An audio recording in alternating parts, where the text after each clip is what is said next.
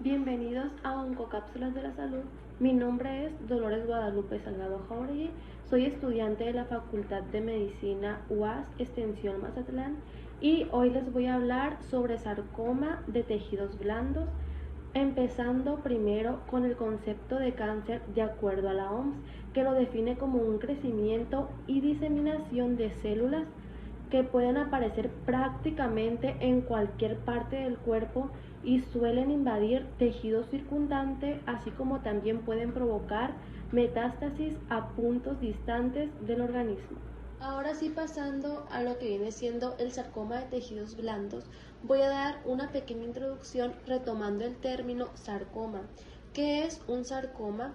Este se define o hace referencia a un tumor maligno de tejido conjuntivo que puede presentarse en las partes blandas del cuerpo. ¿Y cuáles son estas partes? Estas pueden ser músculos, nervios, grasas, vasos linfáticos y sanguíneos, tejido fibroso y el tejido que rodea a las articulaciones sinoviales. De acuerdo a los datos epidemiológicos, el sarcoma puede presentarse tanto en partes blandas como en hueso. Sin embargo, va a ser más frecuente en los tejidos blandos, aunque su presentación va a ser muy rara. Este representa el 1% de las neoplasias y su incidencia va del 1.8 a 5 por cada 100.000 personas. Va a ser responsable del 2% de las muertes asociadas a cáncer. Va a ser más frecuente en personas del sexo masculino y su pico mayor de incidencia va de los 40 a 60 años. Por su localización, un 50% se va a presentar en extremidades y troncos, un 40% en retroperitoneo y un 10% en cabeza y cuello. Factores de riesgo. Aunque la mayoría de los sarcomas tienen una etiología desconocida, pueden existir múltiples factores predisponentes para desencadenar la enfermedad, tales como los síndromes hereditarios, que incluyen el síndrome de Gorlin-Goltz, el síndrome de Gardner, el síndrome de Li-Fraumeni, la esclerosis tuberal y el síndrome de Werner. Así como también otro factor es la radioterapia, donde el riesgo va a depender de las dosis que se le den al paciente, donde una dosis mayor a 40 Gray me desencadenaría un mayor riesgo. Así como también otro factor es la quimioterapia, los carcinógenos químicos, el linfedema crónico asociado al linfagiosarcoma, el herpes virus humano 8 y el sarcoma de Kaposi. Manifestaciones clínicas. Tenemos que tomar en cuenta que los tumores son heterogéneos y pueden estar localizados en diferentes puntos. Por lo tanto, las manifestaciones clínicas pueden ser variables, aunque se pueden compartir algunas características como el aumento del volumen, el tamaño mayor a 5 centímetros, la invasión a la fascia y el dolor, aunque generalmente las tumoraciones se van a presentar de manera indolora y de crecimiento progresivo.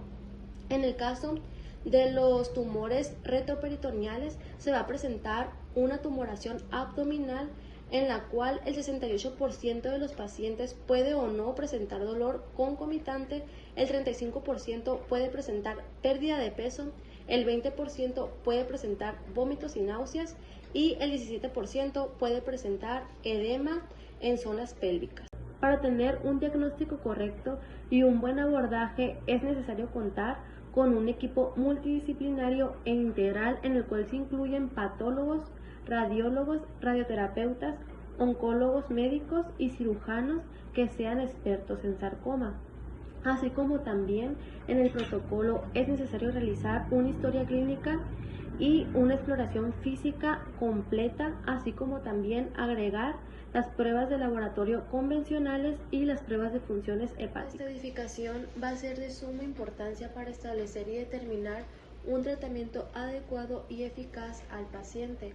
Para ello vamos a necesitar de la resonancia magnética y de la tomografía computarizada en el tumor primario. Va a ser de suma importancia que realicemos una tomografía computarizada de tórax para descartar que haya metástasis en pulmones, ya que es un punto muy común de diseminación, sobre todo en tumores mayores a 5 centímetros. Y en el caso de sarcoma retroperitoneal va a ser muy necesario que realicemos una tomografía computarizada de abdomen para descartar que haya metástasis en hígado. En la etapa clínica se incluye el tamaño, el grado histológico, la afectación a ganglios y la afectación a distancia. Aquí va a ser muy rara la afectación a ganglios, ya que solo suele suceder en el 3% de los pacientes. Y para establecer el diagnóstico definitivo a los sarcomas es necesario realizar una biopsia incisional en la cual se va a extraer el tejido, se va a mandar a patología y el reporte debe incluir el tamaño, el tipo, los márgenes del tumor, así como también su grado. Para complementar, podemos realizar estudios de inmunohistoquímica, citometría de flujo, citogenética y otros estudios de cultivo. Patrones de diseminación. Los sarcomas se van a diseminar siguiendo el trayecto de las fibras musculares de las fascias y de los vasos sanguíneos. Aquí la vía linfática va a ser una manera muy rara de diseminación, pero si esta se presenta nos va a arrojar un pobre pronóstico. La vía hematógena va a ser la vía de diseminación más común y el órgano más afectado va a ser el pulmón en un 35%, seguido del hígado en un 25%, después el hueso en un 22% y finalmente el cerebro en un 5%. Patrones de diseminación. Los sarcomas se van a tratamiento. El tratamiento del sarcoma de tejido blando va a depender de la localización, del estadio, del grado y del tipo histológico. Por ejemplo, si se presenta un bajo grado, es decir, estadio 1, se va a recomendar la cirugía en el paciente. A excepción de que este no sea apto, se va a recomendar la radioterapia definitivamente. Pero si se presenta un estadio alto, es decir, de 2 a 3, si el tumor es resecable por cirugía, se va a seguir con radioterapia con o sin quimioterapia adyuvante. Pero si este no es resecable, se va a administrar radioterapia, quimioterapia o quimiorradioterapia. En cambio, si el tumor es metastásico, es decir, en una etapa avanzada, se va a tratar conforme a las características del tumor y conforme a las características del paciente. Radioterapia. La cirugía asociada a radioterapia es parte del tratamiento estándar en pacientes con estadio intermedios o estadios altos. La supervivencia libre de la enfermedad va del 60 al 70% y la radioterapia se va a dividir en dos modalidades, que es la preoperatoria y la posoperatoria. La preoperatoria va en tumores no resecables y para salvar la extremidad funcional. En cambio, la posoperatoria va más para eliminar la enfermedad subclínica y en tumores más profundos que están en dudosa resecabilidad y mayores de 5 centímetros. Para tener un diagnóstico correcto y un buen abordaje es necesario contar con un equipo multidisciplinario e integral en el cual se incluyen patólogos, radiólogos, radioterapeutas, oncólogos médicos y cirujanos que sean expertos en sarcoma. Así como también en el protocolo es necesario realizar una historia clínica y una exploración física completa, así como también agregar las pruebas de laboratorio convencionales y las pruebas de funciones hepáticas. ¿Quién debe recibir la quimioterapia?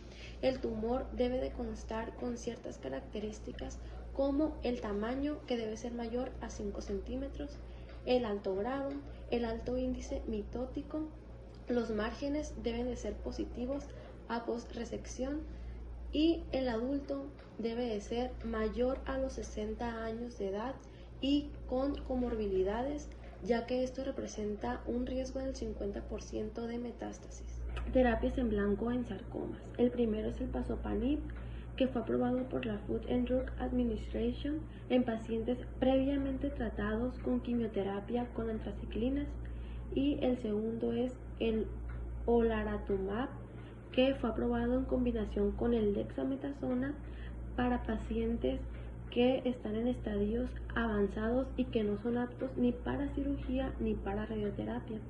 Y por último continuamos con la inmunoterapia, que está en proceso de nuevas estrategias.